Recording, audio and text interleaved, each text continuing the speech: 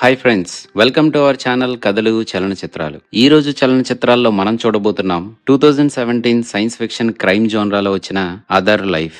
Movie పేరులో ఉన్నట్టుగానే different reality experience ని కలిగించే ఈ మూవీ థ్రిల్లింగ్ ఎలిమెంట్స్ తో చాలా ఇంట్రెస్టింగ్ గా ఉంటుంది. ఇప్పటి వరకు ఈ మూవీని చూడని వాళ్ళకి యాజ్ యూజువల్ గా స్పాయిలర్ అలర్ట్. ఈ మూవీలో ప్రొటాగనిస్ట్ అయిన రెన్ అమారీ తన బ్రదర్ అయిన జెరడ్ తో కలిసి ఒక బీచ్ లో కూర్చున్న సీన్ తో మూవీ మొదలవుతుంది. కాసేపు వాళ్ళిద్దరూ కలిసి స్విమ్మింగ్ చేసిన తర్వాత తన చుట్టూ పడి ఉన్న డ్రగ్ వైల్స్ మధ్యలో రెన్ కళ్ళు తెరుస్తుంది. రెన్ ఒక కెమికల్ సొల్యూషన్ లో ఉండే డ్రగ్ ని క్రియేట్ చేస్తుంది. అది నిజానికి డ్రగ్ కాదు, బయోలాజికల్ సాఫ్ట్వేర్. ఆ కెమికల్ కి సంబంధించిన ఒక డ్రాప్ ని తన కళ్ళల్లో వేసుకుంటే ఆ సాఫ్ట్వేర్ కి సంబంధించిన సిమ్యులేషన్ తీసుకున్న వ్యక్తి మైండ్ లో ప్రొజెక్ట్ అవడం వలన తను ఆ సిమ్యులేషన్ కి సంబంధించిన ఎక్స్పీరియన్స్ ని పొందవచ్చు. బ్రెయిన్ కి సంబంధించినంత వరకు రియాలిటీ, ఫ్యాంటసీ అనేవి కెమికల్ ఎక్స్పీరియన్సెస్ అని, బ్రెయిన్ లో జరిగే కెమికల్ రియాక్షన్స్ వలన న్యూరాన్స్ మధ్య డేటా ట్రాన్స్ఫర్ జరగడంతో ఎవరైనా వాళ్ళు ఎక్స్పీరియన్స్ చేసే రియాలిటీని పర్సీవ్ చేయగలుగుతున్నారని, ఈ ప్రోగ్రామ్ ని యూజ్ చేసి మెథడ్ లో జరిగే కెమికల్ రియాక్షన్స్ ని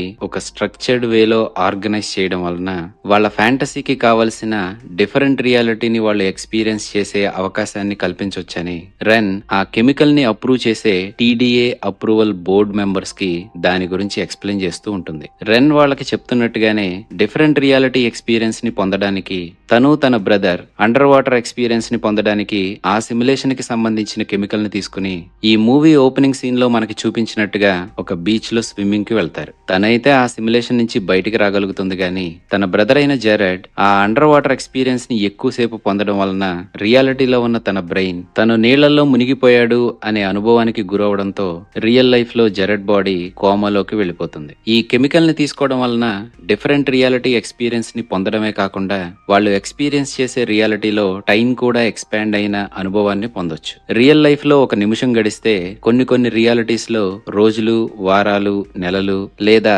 సంవత్సరాల తరబడి కూడా అక్కడే ఉండిపోయిన అనుభవాన్ని పొందే అవకాశం ఉంటుంది. రెన్ బిజినెస్ పార్ట్నర్ అయిన శామ్ వాళ్ళ క్లయింట్స్ ఎలాంటి ఎక్స్పీరియన్సెస్ ని పొందాలనుకుంటున్నారో తెలుసుకుని దానికి సంబంధించిన సిమ్యులేషన్ ని క్రియేట్ చేయమని రెన్ కి రిక్వైర్మెంట్స్ ఇస్తూ ఉంటే రెన్ దానికి సంబంధించిన సిమ్యులేషన్ ఎక్స్పీరియన్సెస్ ని ఆ కెమికల్ లో ప్రోగ్రామ్ చేస్తూ ఉంటుంది. వాళ్ళు అనుకుంటున్నట్టుగా వాళ్ళ కంపెనీ నుంచి ఆ బయోలాజికల్ సాఫ్ట్వేర్ మార్కెట్ లోకి ఇంకో 6 రోజుల్లో వెళ్ళబోతుంది కాబట్టి కంపెనీలో ఉన్న వాళ్ళందరూ చాలా కష్టపడుతూ ఉంటారు. రెన్ ఒక జీనియస్ కాబట్టి తన కాలీగ్స్ డిజైన్ చేస్తున్న ప్రోగ్రామ్స్ కి సంబంధించిన సిమ్యులేషన్స్ ని తను ట్రయల్ చేయడమే కాకుండా వాటిల్లో ఉండే డిఫెక్ట్స్ ని తనే ఫిక్స్ చేస్తూ ఉంటుంది. తనతో పాటు ఆ కంపెనీలో పనిచేస్తున్న వాళ్ళల్లో బైరన్ అనే ఒక ప్రోగ్రామర్ ఉంటాడు. వాడికి నోరెక్కువ, ప్రోగ్రామింగ్ స్కిల్స్ తక్కువ.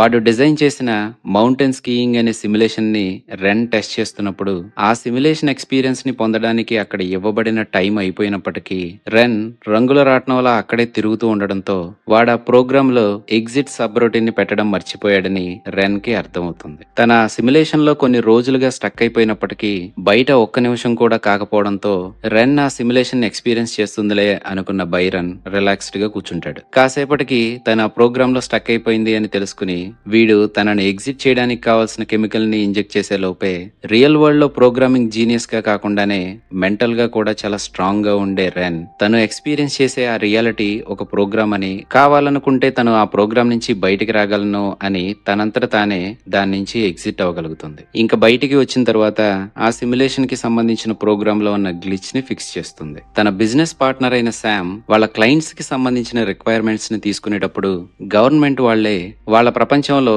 రోజు రోజుకి క్రైమ్ రేట్ పెరిగిపోతూ ఉండడంతో అరెస్ట్ చేసిన వాళ్ళందరినీ పెట్టడానికి ప్రెజెన్స్ చాలటం లేదని వీళ్లు క్రియేట్ చేస్తున్న సిమ్యులేషన్స్ లో ప్రిజనర్స్ ని కన్ఫైన్డ్ సెల్ లో ఉంచేలా, అదే ఎటూ కదలడానికి లేకుండా ఒక చిన్న గదిలో పెట్టి బయట ప్రపంచంలో ఎన్నేళ్లైతే వాళ్ళకి జైలు శిక్ష పడుతుందో అన్నేళ్లని వాళ్ళ కన్ఫైన్డ్ సెల్ రియాలిటీలో ఎక్స్పీరియన్స్ చేసేలాగా ఆ బయోలాజికల్ సాఫ్ట్వేర్ అయిన కెమికల్ ని తయారు చేయమని అడుగుతున్నారని శామ్ రెన్ తో చెప్తాడు. మనం ఈ కెమికల్ ని తయారు చేసేది హ్యూమన్ ఎక్స్పీరియన్సెస్ ని ఎక్స్పాండ్ చేయడానికి, జూలో పెట్టే జంతువుల్లాగా బంధించడానికి కాదు అని రెన్ వాటిని చేయనని చెప్తుంది. అండర్ వాటర్ ఎక్స్పీరియన్స్ ని పొందడానికి తన బ్రదర్ అయిన జెరెడ్ ఆ కెమికల్ ని ట్రై చేసి కోమాలోకి వెళ్లి కొన్ని నెలలైపోయినప్పటికీ తనపై చేస్తున్న ట్రీట్మెంట్ వలన తనలో ఎలాంటి మార్పు రాకపోవడంతో జెరెడ్ అలా లైఫ్ సపోర్ట్ మీదే బతకడం తనకిష్టం లేదు అనుకుంటున్న రెన్ ఫాదర్ లైఫ్ సపోర్ట్ ని డిస్కనెక్ట్ చేస్తూ జెరెడ్ కి ఆ పెయిన్ నుంచి విముక్తినిద్దాం అని అంటే రెన్ మాత్రం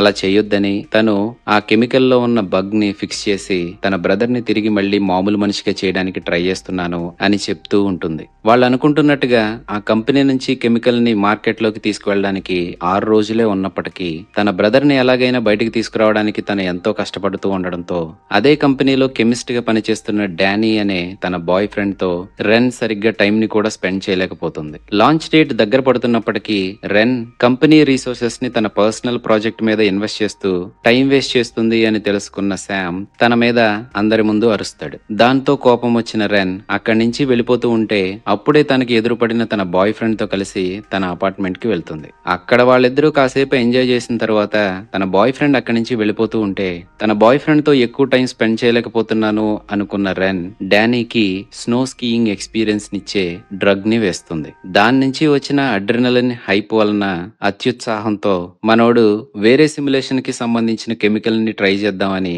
అక్కడ పక్కనే ఉన్న ఇంకో వైల్ ని తీసుకుంటాడు. అదే టైంలో తను వద్దన్నప్పటికీ శామ్ కన్ఫైన్డ్ సెల్స్ కి సంబంధించిన ప్రోగ్రామ్ ని డెవలప్ చేస్తున్నాడు అని తెలుసుకున్న రెన్ దాని గురించి నీకేమైనా తెలుసా అని డానీని అడుగుతూ తన సెల్ ఫోన్ ని చూసుకుంటూ ఉంటుంది. అదేమీ పట్టించుకొని మనోడు ఆ వైల్ ని తీసుకుని దాంట్లో ఉన్న కెమికల్ ని వాడి కళ్ళల్లో వేసుకుంటాడు. మనోడి బ్యాడ్ లక్ ఏంటంటే రెన్ బ్రదర్ అయిన జెరెడ్ ఏ అండర్ వాటర్ సిమ్యులేషన్ ఎక్స్పీరియన్స్ వలన కోమాలోకి వెళ్లిపోయాడో దానికి సంబంధించిన కెమికలే ఇది. దాన్ని వేసుకున్న కొన్ని సెకండ్లలోనే మనోడికి సీజర్స్ రావడంతో హాస్పిటల్ పాలవుతాడు. కట్ చేస్తే తన కంపెనీలో కూర్చుని ఉన్న రెన్ దగ్గరికి శామ్ కొంతమంది గవర్నమెంట్ అఫీషియల్స్ తో అలాగే డిఏ ఆఫీస్ మెంబర్స్ అదే లాయర్స్ తో వస్తాడు. డానీ చనిపోయాడని టీడీఏ అప్రూవల్ దొరకకుండా ఇంకా మార్కెట్ లోకి వెళ్లని డ్రగ్ ని ఇల్లీగల్ గా తను డానీకి ఇవ్వడంతో దాన్ని తీసుకుని డానీ చనిపోవడంతో ఇప్పుడు రెన్ కనీసం 15 నుంచి 20 సంవత్సరాలు జైలుకు వెళ్లే అవకాశం ఉందని, ఒకవేళ తను అలా వెళ్లకుండా ఉండాలి అని అంటే వాళ్ళు గవర్నమెంట్ కోసం తయారు చేస్తున్న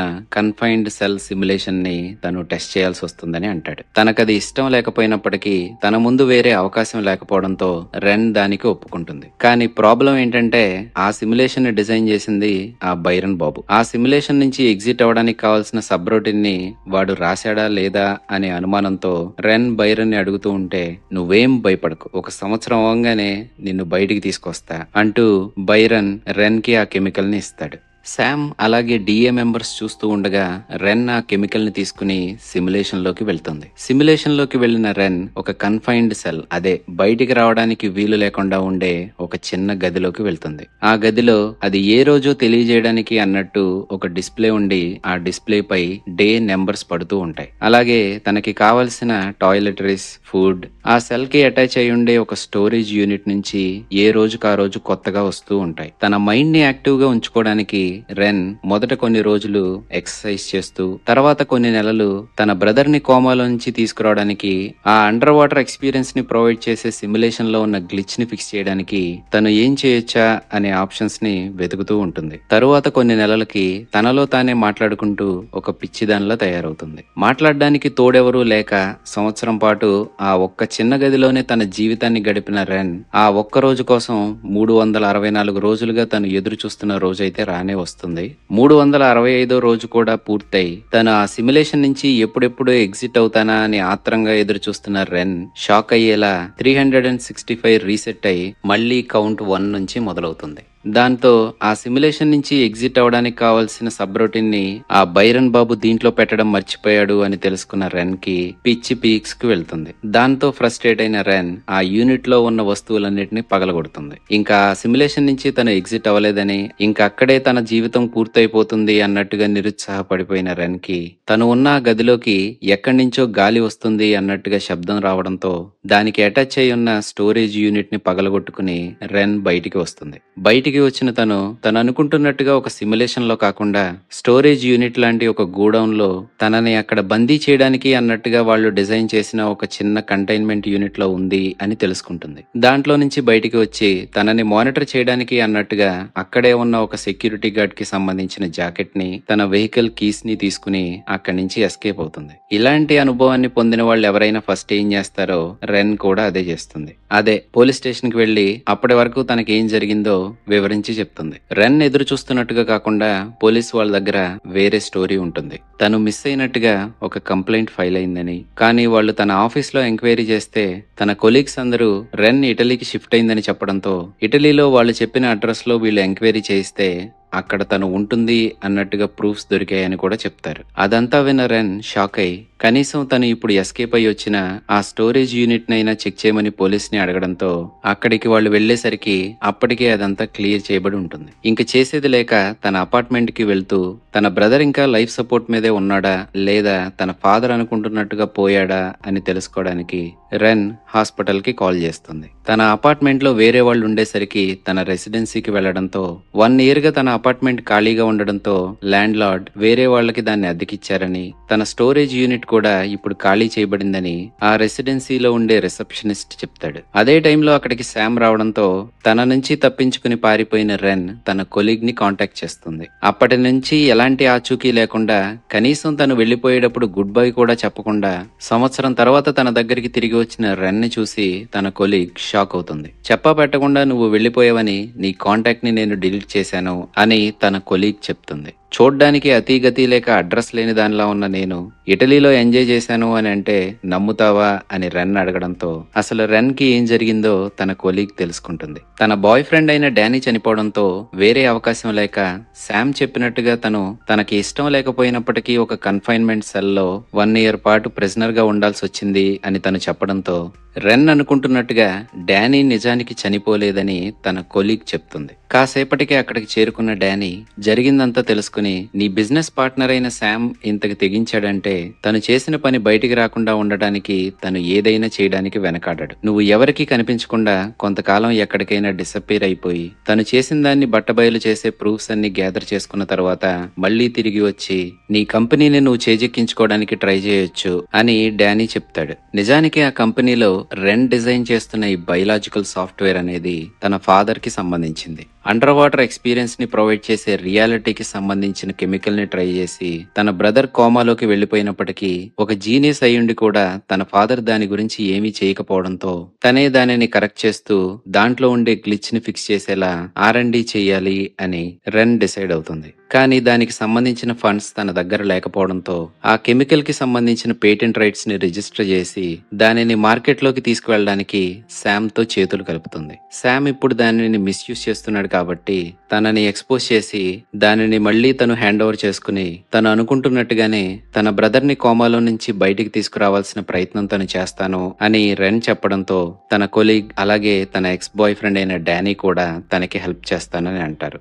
దాంతో డానీ అండ్ రెన్ కలిసి ఆఫీస్ కి వెళ్లి అక్కడే కూర్చుని కోడ్ రాసుకుంటున్న బైరన్ గాడిని కొట్టి కన్ఫైన్మెంట్ సెల్ కి సంబంధించిన ప్రోగ్రామ్ కాపీని తీసుకుని అక్కడి నుంచి వాళ్ళు ఎస్కేప్ అవడానికి ట్రై చేస్తుంటే సెక్యూరిటీ వాళ్ళు వచ్చి తన కొలీగ్ ని కిడ్నాప్ చేసి తీసుకువెళ్ళిపోతారు. ఇంకా వాళ్ళు చేసేదేమీ లేక వాళ్ళిద్దరూ కలిసి రెన్ వాళ్ళ ఫాదర్ ఇంటికి వెళ్తారు. రాత్రంతా కష్టపడుతూ ఆ అండర్ వాటర్ సిమ్యులేషన్ కి సంబంధించిన ప్రోగ్రామ్ లో ఉండే గ్లిచ్ ని ఫిక్స్ చేయడానికి రెన్ ట్రై చేస్తూ ఉంటుంది. తర్వాత రోజు తన ఫాదర్ రావడంతో తనకి జరిగిందంతా చెప్పి తను కనపడకుండా పోయినప్పుడు మిస్సింగ్ రిపోర్ట్ ని ఫైల్ చేసింది తన ఫాదరే అని తెలుసుకుంటుంది. అలాగే తను రాత్రంతా కష్టపడి ఆ ప్రోగ్రామ్ గురించి తను తెలుసుకున్న దాని గురించి డానీకి తన ఫాదర్ కి ఎక్స్ప్లెయిన్ చేస్తూ అండర్ వాటర్ సిమ్యులేషన్ అనేది నిజానికి వాటర్ కిందుండే ఎక్స్పీరియన్స్ ని ప్రొవైడ్ చేస్తుంది కాబట్టి దాన్ని తీసుకున్న వ్యక్తి వాటర్ లో నుంచి పైకి రావడానికి ట్రై చేస్తున్నప్పటికీ ఆ ప్రోగ్రామ్ తనని వాటర్ లో ఉంచడానికే ట్రై చేస్తూ ఉంటుందని, కాబట్టి దాంట్లో ఎలాంటి గ్లిచ్ లేదని,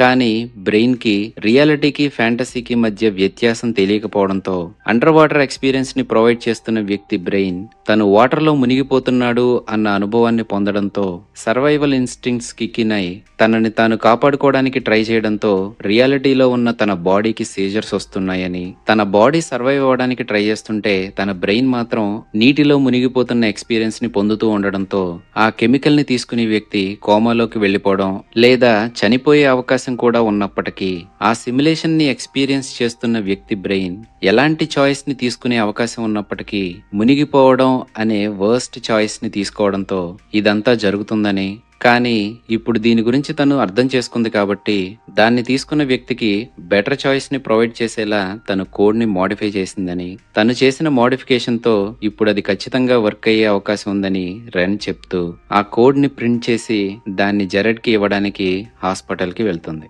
హాస్పిటల్ కి వెళ్లిన రెన్ తన బ్రదర్ కి తను మోడిఫై చేసిన ఆ కెమికల్ ని ఇచ్చినప్పటికీ కోమాలో నుంచి బయటికి వచ్చిన తన బ్రదర్ లో ఎలాంటి చలనం లేకపోవడమే కాకుండా తనకి సీజర్స్ ఎక్కువ అవుతాయి. ఎంతో కాలం నుంచి అండర్ వాటర్ సిమ్యులేషన్ లోనే తను ట్రాప్ అయిపోవడంతో దాంట్లో నుంచి బయటికి వచ్చిన తన బ్రెయిన్ ఈ రియాలిటీని యాక్సెప్ట్ చేయలేక తన సీజర్స్ పెరిగిపోవడంతో తను ఎంత ట్రై చేసినా తన బ్రదర్ ని ఆ పెయిన్ నుంచి బయటికి తీసుకురాలేను అని రియలైజ్ అయిన రెన్ తను బాధపడుతున్నప్పటికీ తన బ్రదర్ కి కనెక్ట్ అయి ఉన్న ఆ లైఫ్ సపోర్ట్ ని డిస్కనెక్ట్ చేస్తుంది. అదే టైంలో అక్కడికి వచ్చిన శామ్ ఎలా జరిగి ఉంటుంది అని అడగడంతో జెరెడ్ కి తెలిసినంత వరకు తను అండర్ వాటర్ లో స్విమ్ చేస్తున్నప్పుడు ఏదో ఒక రాయికి గుద్దుకుని తను చనిపోయాడు అన్నట్టుగా ఫీల్ అవుతాడు అని రెన్ చెప్తుంది. అది విన్న శామ్ ఇలాంటి సిమ్యులేషన్ లో ట్రాప్ అయిపోయిన నాకు తెలిసిన వాళ్ళు వేరే చాయిస్ ని తీసుకుని బయటికి వచ్చారు అని రెన్ తో అంటాడు. సిమ్యులేషన్స్ లో కూడా చాయిస్ ని ప్రొవైడ్ చేయొచ్చు అనే విషయాన్ని రెన్ అంతకు ముందు రోజు రాత్రే తను కనుక్కుంది తప్ప అప్పటి వరకు ఉన్న రియాలిటీలో అది ఎవ్వరికీ తెలియదు. అంటే తనతో శామ్ మాట్లాడడం కూడా తన బ్రెయిన్ ప్రొజెక్ట్ చేస్తున్న ఇల్యూజన్ అని రెన్ రియలైజ్ అవుతుంది. అలాగే తనకి అదే టైంలో బయట నుంచి ఏదో వాయిసెస్ వినపడుతూ ఉండడంతో తనింకా ఆ సిమ్యులేషన్ లోనే ట్రాప్ అయిపోయాను అని రియలైజ్ అయిన రెన్ బయటికి రావడానికి ట్రై చేస్తూ ఉంటుంది. రెన్ రియలైజ్ అయినట్టుగానే నిజానికి రియాలిటీలో తనకి ఆ కన్ఫైన్మెంట్ సెల్ కి సంబంధించిన కెమికల్ ని బైరన్ ఇచ్చిన కొన్ని సెకండ్స్ లోనే రెన్ కి సంబంధించిన బ్రెయిన్ యాక్టివిటీ రికార్డ్ అవడం ఆగిపోయి రెన్ రెస్పాండ్ అవడం మానేస్తుంది. అది చూసి భయపడిన government officials and DA members ఇది వాడడం మీరు చాలా సేఫ్ అని చెప్పారు, ఇక్కడ జరిగేది చూస్తుంటే ఇది చాలా డేంజరస్ అని తెలుస్తుంది అంటూ అక్కడి నుంచి వెళ్ళిపోతారు. దాంతో కోపం వచ్చిన శామ్ ఈ కోడ్ ని రాసింది నువ్వే కదా, దీన్ని చెక్ చేశానని చెప్పావు కదా, ఇప్పుడేంటి ఇలా జరిగింది, ఏదో ఒకటి చేసి చావు అని శామ్ బైరన్ మీద అరుస్తున్నప్పుడు అదే టైంలో తను ఆ సిమ్యులేషన్ లోనే తప్పించుకుని తిరుగుతున్నాను అని రియలైజ్ అయిన రెన్ కి వీళ్ళ వాయిసెస్ వినపడడంతో రెన్ ని ఆ సిమ్యులేషన్ నుంచి బయటికి తీసుకురావడానికి ఉపయోగపడే కెమికల్ ని బైరన్ రెన్ కి ఇంజెక్ట్ చేయడంతో తను ఆ సిమ్యులేషన్ నుంచి ఎగ్జిట్ అవుతుంది. సిమ్యులేషన్ నుంచి బయటికి వచ్చిన రెన్ జఫానా జఫడా అంటూ శామ్ ని ఒకటి పీకి అక్కడి నుంచి వెళ్ళిపోతుంది. నిజానికి బైరన్ డిజైన్ చేసిన ఆ సిమ్యులేషన్ లో రెన్ 1 year పాటు ఆ కన్ఫైన్మెంట్ సెల్ లోనే ఉండాలి. కానీ తన రియాలిటీలో తన వల్లే తన బ్రదర్ కోమాలోకి వెళ్లిపోయాడు అని తనని బయటికి తీసుకురావడానికి ఎంతో స్ట్రగుల్ అవుతున్న రెన్ ఆ కన్ఫైన్మెంట్ సెల్ లో 1 year తరువాత టైం మళ్లీ రీసెట్ అవడంతో తన రియాలిటీలో తను చేయలేకపోతున్న పనులైన తన బ్రదర్ ని కోమాలో నుంచి బయటికి తీసుకురాగలగడం, తన ఫాదర్ కి తను దూరం అవుతూ ఉండడంతో వాళ్ళిద్దరి మధ్య ఉన్న దూరాన్ని తగ్గించుకోగలగడం, అలాగే తన బాయ్ ఫ్రెండ్ తో కూడా తను టైం ని స్పెండ్ చేయలేకపోతూ ఉండడంతో తనతో కూడా కలిసి కొంత సమయాన్ని గడపడం అనే ఆలోచనలకి సబ్ కాన్షియస్ గా రెన్ తనకంటూ తను ఒక స్టోరీని రాసుకుంటుంది. అదే ఆ సిమ్యులేషన్ లో ఉన్న కన్ఫైన్మెంట్ యూనిట్ నుంచి బ్రేక్ అవ్వడం, పోలీస్ దగ్గరికి వెళ్లడం, ఆ తర్వాత తన బాయ్ ఫ్రెండ్ ని కలవడం, తనతో కొంత టైం ని స్పెండ్ చేసి ఎంజాయ్ చేయడం, అలాగే తన ఫాదర్ తో కూడా మాట్లాడి తనకి దగ్గరవడం, తన బ్రదర్ కోమాలోకి వెళ్లడానికి కారణమైన ఆ అండర్ వాటర్ సిమ్యులేషన్ కి సంబంధించిన కోడ్ లో మోడిఫికేషన్స్ చేయడం, ఎంత ట్రై చేసినా తను తన బ్రదర్ ని కోమాలో నుంచి బయటికి తీసుకురాలేను అని రియలైజ్ అయ్యి తనే తన బ్రదర్ ని లైఫ్ సపోర్ట్ నుంచి డిస్కనెక్ట్ చేయడం, ఇదంతా తను సబ్ కాన్షియస్ గా తను ఎక్స్పీరియన్స్ చేస్తున్న ఆ సిమ్యులేషన్ లో తను ఊహించుకున్న డిఫరెంట్ చాయిస్. రియాలిటీలోకి తిరిగి వచ్చిన రెన్ ఇదంతా రియలైజ్ అయిన తర్వాత శామ్ తో ఈ కంపెనీ నీదే, కానీ ఆ బయలాజికల్ సాఫ్ట్వేర్ కి సంబంధించిన పేటెంట్ రైట్స్ ఎప్పటికీ నాతోనే ఉంటాయి. ఈ అదర్ లైఫ్ కి సంబంధించిన కెమికల్ ని మిస్యూజ్ చేయడం వల్లనే డానీ చనిపోయాడు. ఈ కంపెనీ నుంచి ఏ సిమ్యులేషన్ కి సంబంధించిన కెమికల్ బయటికి వెళ్ళాలి వెళ్ళకూడదు అనే వాటిని నేనే డిసైడ్ చేస్తాను. అలాగే తన ఫాదర్ కి కూడా కాల్ చేసి హాస్పిటల్ కి వెళ్దాం, నా బ్రదర్ ని ఆ పెయిన్ నుంచి రిలీవ్ చేద్దాం అని తన ఫాదర్ తో మాట్లాడుతుంది. రెన్ ఆ అదర్ లైఫ్ కెమికల్ పై రిస్ట్రిక్షన్స్ ని పెట్టడంతో స్పాన్సర్స్ వెనక్కి వెళ్లిపోయారు కాబట్టి రెన్ ఆ సిమ్యులేషన్ ని ఎక్స్పీరియన్స్ చేసేటప్పుడు తన బ్రెయిన్ యాక్టివిటీకి సంబంధించిన డేటాని స్టడీ చేసి ఆ ప్రాజెక్ట్ ని ఎలాగైనా ముందుకు తీసుకువెళ్లాలి అనుకున్న శామ్ బైరన్ తో కలిసి రెన్ బ్రెయిన్ యాక్టివిటీకి సంబంధించిన డేటాని అనలైజ్ చేస్తాడు. వాళ్ళకి దాంట్లో ఏదో చాలా ఇంట్రెస్టింగ్ గా కనిపించింది అని దాని గురించి రెన్ కి చూపించడానికి తనని అక్కడికి పిలిపిస్తాడు. ఆ డేటాని రెన్ కి చూపిస్తూ శామ్, దాంట్లోకి వెళ్లిన నువ్వు మొదట భయపడినప్పటికీ తరువాత చాలా హ్యాపీగా ఫీల్ అయ్యావు, ఎందుకలా హ్యాపీగా ఫీల్ అయ్యావు అని అడిగితే రెన్ హెసిటేట్ చేసినప్పటికీ బైరన్ తను ఖచ్చితంగా ఆ సెల్ నుంచి బ్రేక్ ఫ్రీ అయి ఉండాలి, అంటే మనం రాసిన కోడ్ ని యాజ్ ఇట్ ఈస్ గా ఎక్స్పీరియన్స్ అవ్వకుండా తను తన సరౌండింగ్స్ తో ఇంటరాక్ట్ అయింది. ఈ డేటాని మనం స్టడీ చేసి దీనిని రివర్స్ ఇంజనీరింగ్ చేసి ఇంటరాక్టివ్ సిమ్యులేషన్స్ ని క్రియేట్ చేసే అవకాశం ఉంది అని బైరన్ అంటాడు. ఇలాంటి వాటిని యూజ్ చేసి మనం ప్రాక్టికల్ అప్లికేషన్స్ ని క్రియేట్ చేయొచ్చు అని శామ్ అంటాడు. 1 సంవత్సరం పాటు ఒకే గదిలో చిక్కుకుపోయిన ఎక్స్పీరియన్స్ ఎలా ఉంటుందో రెన్ కి తెలుసు కాబట్టి తను దానికి ఒప్పుకోదు. దాంతో డిసప్పాయింట్ అయిన శామ్ తను అనుకుంటున్నది ఎలాగైనా చేయాలి అని ఆ సిమ్యులేషన్ కి సంబంధించిన డ్రగ్ ని రెన్ కళ్ళల్లో మళ్లీ వేస్తాడు. రెన్ ఆ సిమ్యులేషన్ లోకి వెళ్లిన తర్వాత తన బ్రెయిన్ యాక్టివిటీని రికార్డ్ చేస్తూ తనకి కావాల్సినంత డేటాని సేకరిద్దామని శామ్ ఐడియా. ఆ సిమ్యులేషన్ లోకి ఎంటర్ అయిన రెన్ మొదట చాలా కంగారు పడినప్పటికీ ఇది కేవలం ఒక కోడ్, నువ్వు కావాలనుకుంటే దీన్ని కంట్రోల్ చేయొచ్చు అంటూ తనకి తాను ధైర్యం చెప్పుకుంటూ ఆ సిమ్యులేషన్ ని తను కంట్రోల్ చేస్తూ డిస్ప్లే పై ఉన్న డేస్ ని ఫాస్ట్ ఫార్వర్డ్ అయ్యేలా ఆ సిమ్యులేషన్ లో ఉన్న రియాలిటీని తను కంట్రోల్ చేస్తుంది. రెన్ ఒక జీనియసే కాకుండా మెంటల్ గా చాలా స్ట్రాంగ్ అవడం వలన ఇంతకు ముందు బైరన్ రాసిన స్నో స్కీయింగ్ అనే ఒక సిమ్యులేషన్ లో ఒక లూప్ లో చిక్కుకుపోయిన తను తనంతట తానే బయటికి ఎలా వచ్చిందో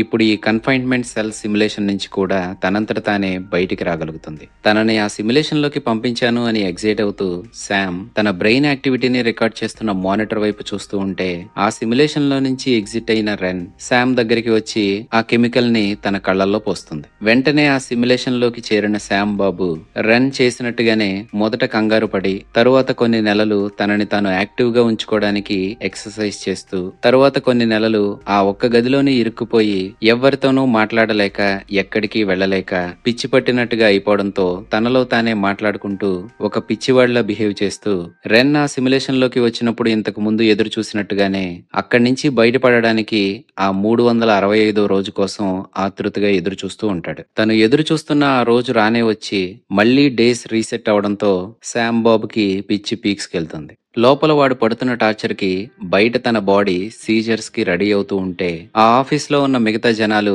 అంబులెన్స్ కి కాల్ చేస్తూ ఉంటారు. బైరన్ కూడా ఇంక చేసింది చాలు, వాణ్ణి బయటికి తీసుకురా అంటే రెన్ మాత్రం ఆ సిమ్యులేషన్ లో తను ఎక్స్పీరియన్స్ చేసిన టార్చర్ ని శామ్ కూడా ఎక్స్పీరియన్స్ అయితే తప్ప తను ఆ కన్ఫైన్మెంట్ సెల్ సిమ్యులేషన్ ని ఎందుకు వద్దంటుందో పూర్తిగా అర్థం కాదని 365 డేస్ అయ్యేంత వరకు వెయిట్ చేసి కౌంట్ రీసెట్ అయిన తర్వాత అప్పుడు తనని బయటికి తీసుకొస్తుంది. రెన్ ఎక్స్పీరియన్స్ చేసిన అదే టార్చర్ ని శామ్ కూడా ఎక్స్పీరియన్స్ అయి బయటికి వచ్చిన తర్వాత బొడ్డోడు భయపడుతూ ఒక మూల కూర్చుంటాడు. ఇంకా తను ఆ సిమ్యులేషన్ కి సంబంధించిన దాన్ని ముందుకు తీసుకువెళ్లలే అని రెన్ కి అనిపించిన తర్వాత తను అక్కడి నుంచి వెళ్లిపోతుంది. తన ఫాదర్ వద్దని చెప్తున్నప్పటికీ హ్యూమన్ ఎక్స్పీరియన్సెస్ ని బ్రాడన్ చేయడానికి అన్నట్టుగా ఆ బయలాజికల్ సాఫ్ట్వేర్ అయిన అదర్ లైఫ్ ని జనాల్లోకి తీసుకువెళ్దాం అని తను అనుకున్నప్పటికీ శామ్ లాంటి గ్రీడీ పర్సన్ దానిని మిస్యూజ్ చేయడానికి ట్రై చేస్తే వాడి నుంచి తన సాఫ్ట్వేర్ నైతే తను కాపాడుకోగలుగుతుంది, కానీ తన బ్రదర్ ని మాత్రం కోల్పోతుంది. చూశారు కదా ఇంట్రెస్టింగ్ గా సాగిన అదర్ లైఫ్ మూవీ. ఈ మూవీపై నా ఎక్స్ప్లెనేషన్ మీకు నచ్చితే వీడియోని లైక్ చేయండి. ఇలాంటి మూవీస్ని ఇష్టపడే మీ ఫ్రెండ్స్ అండ్ ఫ్యామిలీ మెంబర్స్కి ఈ వీడియోని షేర్ చేయండి. ఇలాంటి మరెన్నో ఇంట్రెస్టింగ్ మూవీస్ని మీ ముందుకు తీసుకురావడానికి మన ఛానల్ని సబ్స్క్రైబ్ చేయండి. Thank you so much. Bye.